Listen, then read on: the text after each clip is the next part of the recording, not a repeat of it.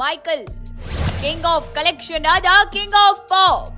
ಕಲೆಕ್ಷನ್ಗಳ ಸಾಮ್ರಾಟ್, ಪಾಪ್ ಸಂಗೀತದ ಚಕ್ರವರ್ತಿ, ಜಗತ್ತಿನ ಲಕ್ಷಾಂತರ ಹೃದಯಗಳನ್ನು ತನ್ನ ತಾಳಕ್ಕೆ ನೃತ್ಯಗೊಳಿಸಿದ ಅದ್ವಿತೀಯ ಪ್ರತಿಭೆ ಮೈಕಲ್ ಜಾಕ್ಸನ್. ಒಂದು ಹೆಸರು ಮಾತ್ರವಲ್ಲ, ಅದು ಒಂದು ಯುಗ, ಒಂದು ಕಲಾ ಸಂಸ್ಕೃತಿ, ಒಂದು ಪ್ರಪಂಚ. ಸಂಗೀತ ಅಂದ್ರೆ ಏನು, ನೃತ್ಯ ಅಂದ್ರೆ ಏನು, ಸ್ಟಾರ್ ಅಂದ್ರೆ ಹೇಗಿರಬೇಕು ಎಂಬ ಪ್ರಶ್ನೆಗಳಿಗೆ ಜೀವಂತ ಉತ್ತರವಾಗಿದ್ದ ವ್ಯಕ್ತಿ. ಡ್ಯಾನ್ಸ್, ಸಂಗೀತ, ವೇದಿಕೆಯ ಮೇಲಿನ ಪ್ರಭಾವ, ಅಭಿಮಾನಿಗಳೊಂದಿಗೆ ಹೊಂದಿದ್ದ ಆ ಅದ್ಭುತ ನಂಟು ಇವೆಲ್ಲವೂ ಸೇರಿ ಮೈಕಲ್ ಜಾಕ್ಸನ್ ಅವರನ್ನ ಅಪ್ರತಿಮರನ್ನಾಗಿಸಿತು. ಜಗತ್ತಿನಲ್ಲಿ ಲಕ್ಷಾಂತರ ಕಲಾವಿದರು ಬಂದಿದ್ದಾರೆ, ಹೋಗಿದ್ದಾರೆ. ಆದರೆ ಎಲ್ಲರಿಗೂ ವಿಭಿನ್ನವಾಗಿ ನಿಲ್ಲುವ ಕೆಲವೇ ಜನರಲ್ಲಿ ಮೈಕಲ್ ಜಾಕ್ಸನ್ ಒಬ್ಬರು. ಅವರು ಹಾಡಿದ ಪ್ರತಿಯೊಂದು ಹಾಡು, ಮಾಡಿದ ಪ್ರತಿಯೊಂದು ನೃತ್ಯ, ಹೆಜ್ಜೆ ತೋರಿಸಿದ ಪ್ರತಿಯೊಂದು ಭಾವನೆ ಇವೆಲ್ಲವೂ ಇತಿಹಾಸದ ಪುಟಗಳಲ್ಲಿ ಶಾಶ್ವತವಾಗಿ ಅಚ್ಚುಕಟ್ಟಾಗಿ ಉಳಿದು ಬಿಟ್ಟಿವೆ. ಆದರೆ ಈ ಶಿಖರಕ್ಕೆ ತಲುಪಿದ ವ್ಯಕ್ತಿಯ ಬದುಕು ಸರಳವಾಗಿರಲಿಲ್ಲ. ಅದು ಕಲ್ಲು ಮುಳ್ಳಿನ ಹಾದಿಯಂತೆ ಕಠಿಣವಾಗಿತ್ತು. ಬಾಲ್ಯದಿಂದಲೇ ಒತ್ತಡ, ಶಿಸ್ತು, ಕಠಿಣ ಅಭ್ಯಾಸ ಮತ್ತು ಕೆಲವೊಮ್ಮೆ ನೋವಿನಿಂದ ಕೂಡಿದ ಅನುಭವಗಳು ಇವೆಲ್ಲವನ್ನು ಎದುರಿಸಿ ಅವರು ಮುಂದೆ ಸಾಗಬೇಕಾಯಿತು. ಬಾಲ್ಯದಲ್ಲಿ ಇತರ ಮಕ್ಕಳಂತೆ ಆಟವಾಡುವ ಅವಕಾಶವೂ ಅವರಿಗೆ ಇರಲಿಲ್ಲ. ಕುಟುಂಬದ ಸಂಗೀತ ತಂಡದ ಭಾಗವಾಗಿ ಅವರು ಅತಿ ಚಿಕ್ಕ ವಯಸ್ಸಿನಲ್ಲೇ ವೇದಿಕೆಯ ಮೇಲೆ ನಿಂತರು.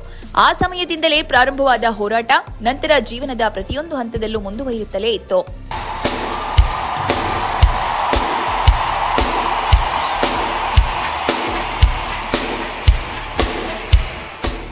ಮೈಕಲ್ ಜಾಕ್ಸನ್ ಅವರ ಜೀವನವನ್ನು ನೋಡಿದ್ರೆ ಅದು ಒಂದೆಡೆ ಹೊಳಪು ಮತ್ತು ಇನ್ನೊಂದೆಡೆ ನೆರಳುಗಳ ಸಮತೋಲನ. ವೇದಿಕೆಯ ಮೇಲೆ ಅವರು ದೇವರಂತೆ ಕಾಣುತ್ತಿದ್ದರು. ವೇದಿಕೆಯ ಹಿಂದೆ ಅವರು ಒಬ್ಬ ಸಾಮಾನ್ಯ ಮನುಷ್ಯ, ತಮ್ಮದೇ ನೋವು, ತಮ್ಮದೇ ಭಯ, ತಮ್ಮದೇ ಸಂಕಷ್ಟಗಳೊಂದಿಗೆ ಹೋರಾಡುತ್ತಿದ್ದ ವ್ಯಕ್ತಿ. ಆದರೂ ಅವರು ಯಾವಾಗಲೂ ತಮ್ಮ ಅಭಿಮಾನಿಗಳ ಮುಂದೆ ಒಂದು ನಗುಮುಖವನ್ನು ಮಾತ್ರವೇ ತೋರಿಸಿದ್ರು. ಸಂಗೀತ ಲೋಕದಲ್ಲಿ ಅವರ ಸಾಧನೆಗಳನ್ನು ಮಾತಿನಲ್ಲಿ ವಿವರಿಸುವುದು ಅಸಾಧ್ಯ. ಅವರ ಹಾಡುಗಳು ಕೇವಲ ಸಂಗೀತವಾಗಿರಲಿಲ್ಲ, ಅದು ಒಂದು ಅನುಭವ, ಒಂದು ಭಾವನೆ, ಒಂದು ಸಂಚಲನ. ಪ್ರತಿ ಹಾಡು ಕೂಡ ಒಂದು ಕಥೆಯನ್ನ ಹೇಳುತ್ತಿತ್ತು.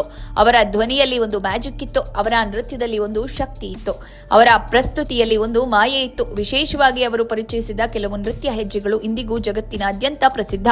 ಅವು ಕೇವಲ ಹೆಜ್ಜೆಗಳು ಅಲ್ಲ, ಅವು ಒಂದು ಗುರುತು, ಒಂದು ಚಿಹ್ನೆ. ಯಾರೇ ಆ ಹೆಜ್ಜೆಗಳನ್ನು ಮಾಡಿದ್ರೂ ಜನರು ತಕ್ಷಣವೇ ಮೈಕಲ್ ಜಾಕ್ಸನ್ ಅವರನ್ನ ನೆನಪಿಸಿಕೊಳ್ತಾರೆ. ಅದು ಅವರ ಪ್ರಭಾವದ ಮಟ್ಟವನ್ನು ತೋರಿಸುತ್ತದೆ.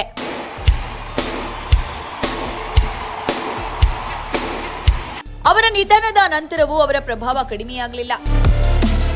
17 ವರ್ಷಗಳಾದರೂ ಅವರ ನೆನಪುಗಳು ಇನ್ನೂ ತಾಜಾ. ಅವರ ಹಾಡುಗಳು ಇನ್ನೂ ಕೇಳಿಸುತ್ತಿವೆ, ಅವರ ನೃತ್ಯಗಳು ಇನ್ನೂ ಕಲಿಸಲಾಗುತ್ತಿವೆ. ಹೊಸ ತಲೆಮಾರಿನವರು ಕೂಡ ಅವರನ್ನ ಅರಿತುಕೊಳ್ಳುತ್ತಿದ್ದಾರೆ. ಇದು ಅವರ ಅಮರತ್ವದ ಸಂಕೇತ. ಇದಕ್ಕೆ ಸ್ಪಷ್ಟ ಉದಾಹರಣೆ ಇತ್ತೀಚೆಗೆ ಬಿಡುಗಡೆಯಾಗಿರುವ ಮೈಕಲ್ ಅವರ ಬಯೋಗ್ರಫಿ. ಹೌದು, world famous king of pop culture mister Michael Jackson ಕುರಿತ ಬಯೋಗ್ರಫಿ ಬೆಳ್ಳಿತೆರೆ ಮೇಲೆ ನಿರೀಕ್ಷೆಗೂ ಮೀರಿ ಕಮಾಲ್ ಮಾಡ್ತಿದೆ.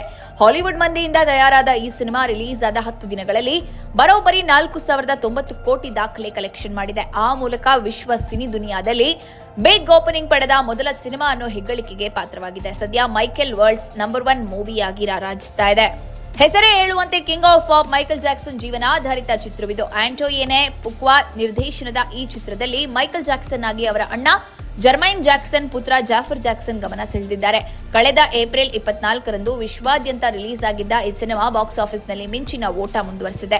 ಇನ್ನು ಭಾರತದಲ್ಲೂ ಬಾಲಿವುಡ್ನ ದುರಂಧರ್ 2, ರಾಜಾ ಶಿವಾಜಿ, ಭೂತ್ ಬಂಗ್ಲಾ, ಕನ್ನಡದ ಕೆಡಿ ದ ಡೆವಿಲ್ ಚಿತ್ರಗಳ ಮಧ್ಯೆ ಮೈಕಲ್ ಪ್ರೇಕ್ಷಕರ ಗಮನ ಸೆಳೆದಿದೆ. ರಿಲೀಸ್ ಆದ 10 ದಿನಗಳಲ್ಲಿ ಈ ಚಿತ್ರ ವಿಶ್ವಾದ್ಯಂತ 4,090 ಕೋಟಿಗೂ ಅಧಿಕ ಕಲೆಕ್ಷನ್ ಮಾಡಿದ್ದು, ಭಾರತದಲ್ಲಿ 44 ಕೋಟಿ ಗಳಿಕೆ ಮಾಡಿಕೊಂಡಿದೆ. ಇನ್ನು ಈ ಚಿತ್ರವು ಹಲವಾರು ದಾಖಲೆಗಳನ್ನು ಬರೆದಿದ್ದು, 2018ರ ಬೊಹಿಮಿಯನ್ ರಪೋಡಿ ಬಳಿಕ ವಿಶ್ವ ಚಿತ್ರರಂಗದಲ್ಲಿ ಅತಿ ಹೆಚ್ಚು ಗಳಿಕೆ ಮಾಡಿದ 2ನೇ ಮ್ಯೂಸಿಕಲ್ ಬಯೋಪಿಕ್ ಎಂಬ ಹೆಗ್ಗಳಿಕೆಗೆ ಪಾತ್ರವಾಗಿದೆ.